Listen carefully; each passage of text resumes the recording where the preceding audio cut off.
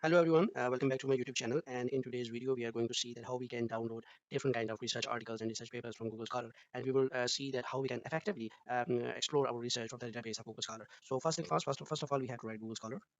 In any of the search engine databases, I'm using Google, so I have just write Google Scholar, and you have to open the very first link which says scholar.google.com. So we need to open that one, and when we open that one, it gives us this dashboard, and in this dashboard, it gives us like what are the recommended articles because based on your previous studies, based on your previous research, it will also recommend you some of the articles. So, for example, if you want to search an article on a specific topic, so I will take the example here, which is the fourth rotation of lithium-ion batteries.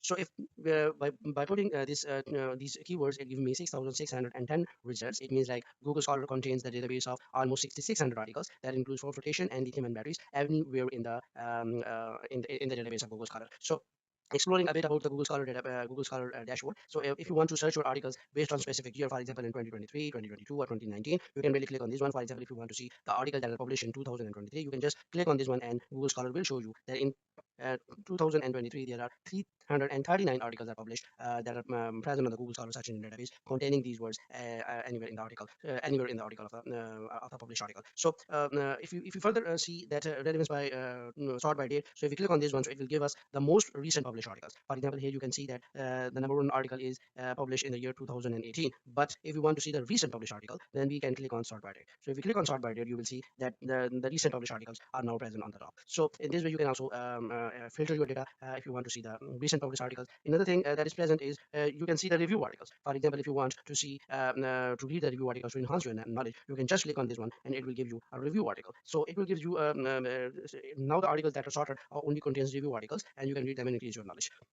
So further, so exploring a bit further, you can see from the here there are three horizontal lines. If you click on this one, so it will give you more options about Google Scholar. So starting from the very bottom, it gives you an option of settings. If you click on the setting button, it will give another dashboard in which you can further enhance your research. For example, if you want to search articles, include patterns or the case studies, you can click on these things. Similarly, how many results you want to see on the Google dashboard. So currently it shows 10, and if you want to see 20 articles on a single page, then you can also click here. So these are the other different things. For example, if you want to open each article in a separate tab, you can click on this one. Similarly, bibliography manager, if you don't want to show any citation import links, and how you want to import the citation. For example, if you want to import it as a BibTeX, EndNote, ref material, refman, or any other referencing tool, you can also do this. Similarly, for the languages, you can choose different kind of languages is that are in which articles are other published, or in which Google search engine should search it for yourself. So these are not so important. So we will go back and we will see that what are the other options available. So for example, if you go to this advanced search option, which is an important option, it will give you another dashboard in which it says to you find article with all of the words. So currently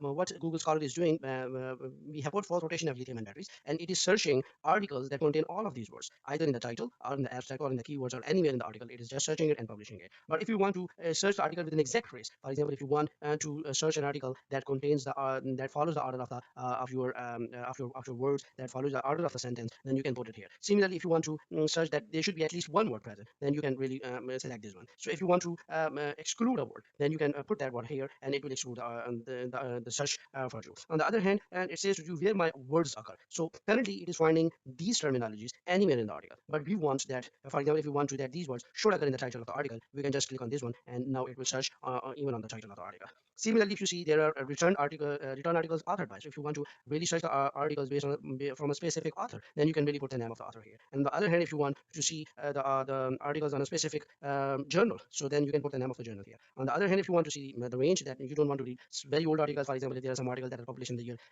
let's say 1980s or 1990, you don't want to read them, and so then you can really put a range. For example, if I want to read the article from 2002 up till 2023, let's say, so we can just put it here. So and then we can really search. For example, so now we have given different commands, so let us see that what we can do. So if we search it, so now we have only 9 articles. So out of 6,000 articles, based on our search, it is now only given us 9 articles, and these 9 articles are specific on a way that fourth rotation of lithium ion batteries are present in the title of the article, and they are published from the year 2002 up to 2023. So if you further want to filter our search, then what we can do, so we can go to this metric. So if we go to the metrics, then it shows us top publications and different journals that are present that are publishing the articles. So we can read the different kind of articles, different kind of journal names from here. And if you find, for example, if you really want to see what are the publications present in the Nature, because Nature is considered as a really important journal, and it is a very high impact factor. So we all we can do, we can copy the word Nature, and if we go back and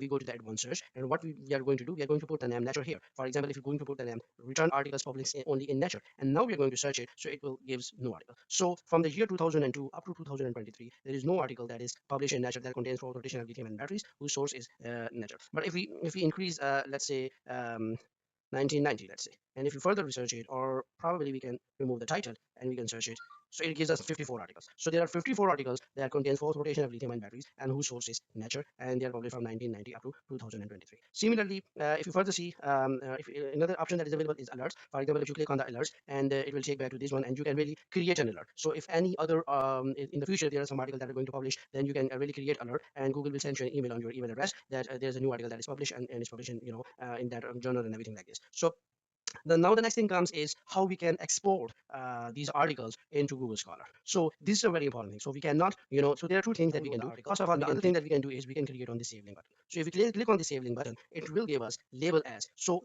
the option that I have not explained to you, it will be clear from here. For example, if I create a new library and I say that it is fourth flotation uh, of lips, and if I click done, so now I have created a library, and now I can see from here, okay, if I want to read, for example, this article, and then I will click on fourth rotation lips, and I will click on done. And similarly, for example, if I see if I want to read this article, let's say if I want to click on save, and then I click on done, so now I have selected different articles and I have saved them. So if I go to there and if I go to my library, and then it will show me okay.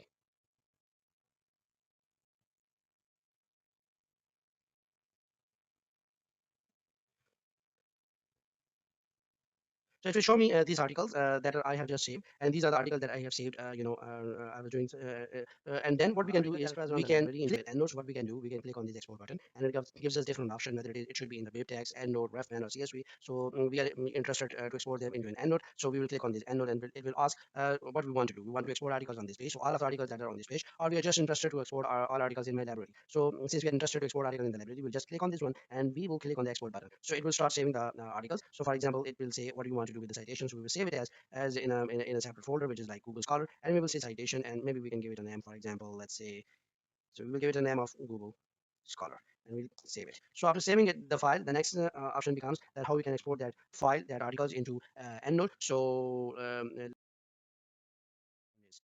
okay, so now let us see how we can export the downloaded RIS file of the Google Scholar articles into EndNote. So first of all, you need to open the EndNote. So when the EndNote is open, you have to go to the folder where the articles are downloaded. For example, let us see. So this is the downloaded Google Scholar RIS file. So what you need to do is you need to double click on that file. So when you double click on that file, then it will upload all of the articles. So there are the 13 articles that we have saved into our library, and all of these articles are now downloaded here. So in this way, you can really make a comprehensive database of your research articles from Google Scholar. Unlike Scopus and ScienceTrack and Web of Science, where we have access to the abstract and where we can really filter the data in a very broad way, we cannot do this here in Google Scholar, and this is a drawback of the Google Scholar. So in this way, you can enhance your library, and you can do different things from the EndNote library, which I have explained in my another video, where there is a complete playlist about EndNote, how you can effectively use EndNote, and what are the different things and short tricks with the EndNote that you can do. I hope this video is going to contribute towards your research work. And if you think that this video was helpful, please give me a like. Hit the subscribe button or the notification icon, and also put a comment about your recommendations and suggestions. So thank you very much. See you in another video.